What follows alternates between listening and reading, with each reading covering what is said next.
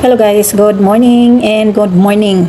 Ang ituturo ko sa inyo ngayon guys is kung ano ang violation, mistake na ginagawa natin sa Facebook kaya pala daw hindi tayo na-aproba ng monetization. So, ang ituturo ko sa inyo is yung hindi natin pag-upload lagi. Dapat guys, ang pag-upload pala natin ay dapat active. Kahit mag-upload lang tayo ng 1 to 2 videos in 1 week.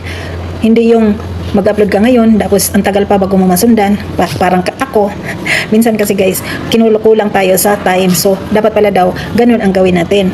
1 to 2 videos ang i-upload natin every week. So, ang pangalawa, intindihin natin kung ano yung gusto ng mga audience natin. Paano natin malalaman ang target ng audience natin? Sino ba ang dapat manood ng ina-upload natin? At paano mo yun gawin na malalaman nila na nag-upload ka? Madali lang guys. Ito yung pangalawa ha, na dapat natin gawin para tayo ay mamomonetize. So ang pangalawa guys is hashtag. Pag nag-upload tayo guys, dapat lagyan natin ng hashtag. Kung ang upload natin ay tutorial regarding sa kung ano-anong mga bagay, so i-hashtag natin creator.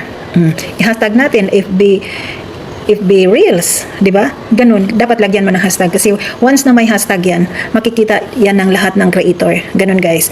Tapos, pangatlo, focusing too much on self-promotion.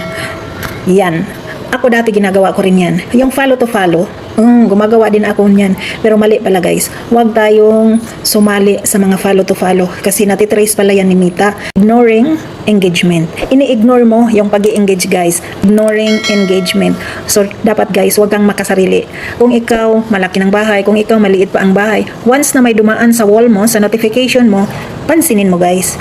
I-watch mo yung video niya. Then, after mo ma-watch, tapusin mo guys. Or at least maka-report ka man lang. Then, mag-react ka. Then, mag-comment ka. Ganun ang tamang engagement guys. Kahit hindi ka na mag-share. No? Kasi, yung share kasi minsan na ano pa tayo dyan, napapalo pa tayo. Kahit wala na muna. At least nagawa mo yung tatlo. Optimizing content. Ibig sabihin, hindi tayo nagpa-follow ng policy sa Facebook. Yan ang panglima. Ano ba yung dapat inaalam natin? Ano ba yung mga bawal? So, next time guys, yan ang ituturo ko kung ano-ano ba ang mga bawal na video na dapat hindi natin ina-upload. So, yun lang guys. Maraming salamat. This is